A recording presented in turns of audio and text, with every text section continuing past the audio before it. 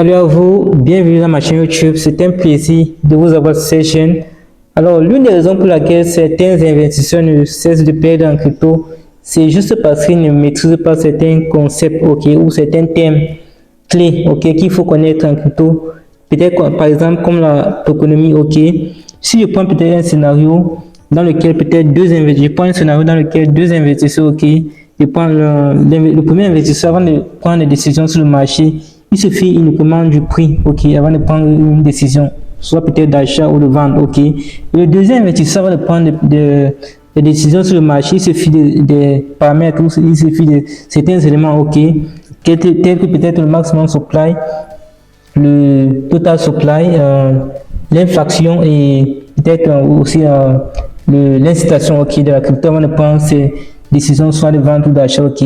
Et d'après vous, quel est l'investisseur qui aura un bon rendement dans le long terme? C'est bien évidemment le deuxième investisseur, parce qu'il s'est fié à certains paramètres, Donc, c'est la raison pour laquelle dans cette vidéo, je vous explique le thème tokenomie, Et avant de continuer, je tiens à vous rappeler que je ne suis pas un conseiller financier, je suis d'après mes recherches et de mes analyses que je fais cette vidéo, Donc, prenez toujours la peine de faire votre propre recherche avant de faire une conclusion, avant de prendre une conclusion, c'est juste un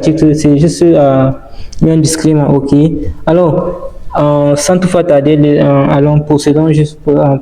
tokenomie, c'est quoi? La tokenomie, c'est juste l'ensemble des règles, l'ensemble des règles numériques qui régissent le token, Le token, c'est juste une pièce numérique,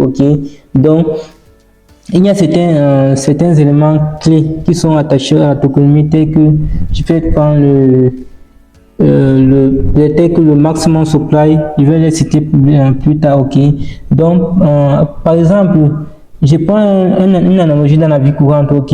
Avant de prendre, peut-être avant d'acheter un laptop, vous vous fiez à certains paramètres ou à certaines caractéristiques,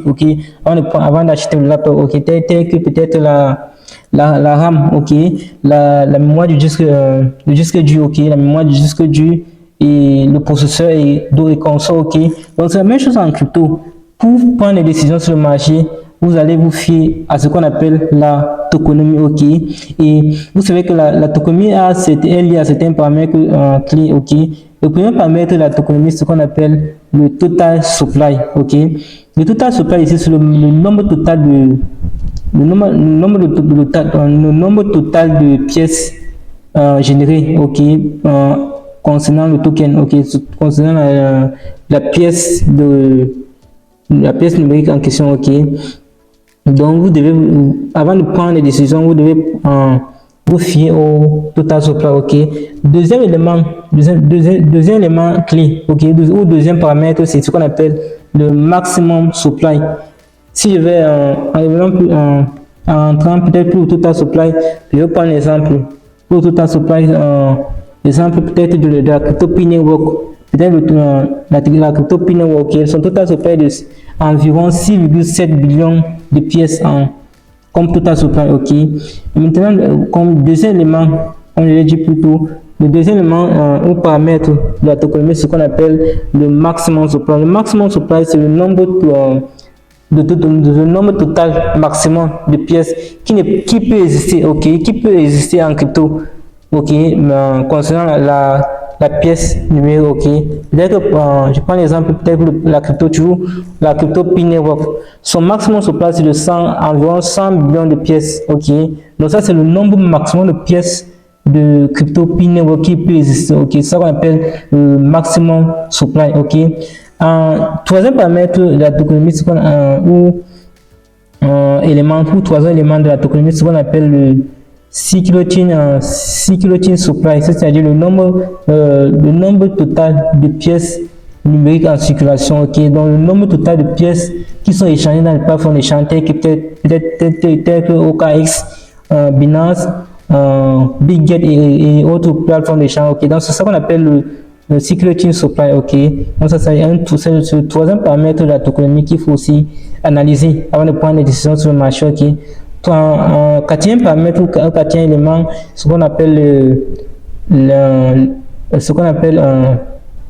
comment dire, l'inflation et la déflation, ok, c'est-à-dire le prix maximum ou le prix minimum de la crypto, ok, sur le marché, sur les plateformes d'échange, ok, dans le quatrième élément, ce qu'on appelle l'inflation, ok, et il y a aussi un élément qu'on appelle l'incitation, ok, donc l'incitation aussi fait partie des éléments à prendre en considération, ok, avant de prendre des décisions sur le marché des cryptos, ce qu'on appelle l'incitation. Donc l'incitation aussi, c'est ce qui permet aux développeurs, aux investisseurs comment dire, d'inciter, ok, d'inciter les utilisateurs. Je prends par exemple le cas des airdrops. L'airdrop est un exemple d'incitation, ok, donc ça permet aux utilisateurs d'être engagés sur le projet des cryptos. Donc, ce sont des paramètres à considérer, ok, qui permettent de déterminer une bonne tokenomie dans le marché des crypto-monnaies, ok. Donc, c'est juste en fait ce qu'on appelle tokenomie, ok. Donc, l'ensemble des règles qui permettent de régir, ok, la création des cryptos, ok. Donc, c'est ainsi que s'achève cette vidéo. Si cette vidéo vous a plu, n'hésitez pas à vous abonner, d'activer la cloche de notification. D'ici là, portez-vous bien. Ciao.